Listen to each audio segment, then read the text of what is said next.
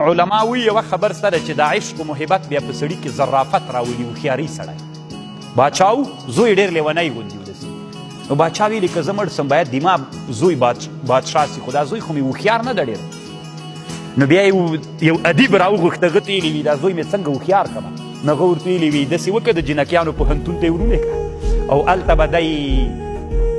په ده به جنکیانې مینانې سي او دی لیونی به هم په جنکیانو مین سي چې ورته راوغوښتل یوې جلۍ باندې دی مین سو هغه جلۍ هغه راوغوښتله بادشاه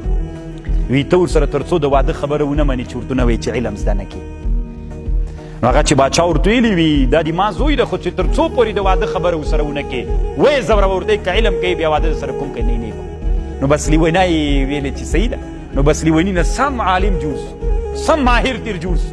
نو بیا یې واده مو ورسره وکړو بیا باچا چې مړ سو هغه یې څوک نو انسان خو ما تاسې ته ویلي وو انسان کې ډېر کمال سته قوت سته نو باید هغه مونږ قسمه قسم اسبابو باندې له قوت نه چاته راوباسو لیوني نه علم څوک جوړوي عالم و ماهر ترې جوړوي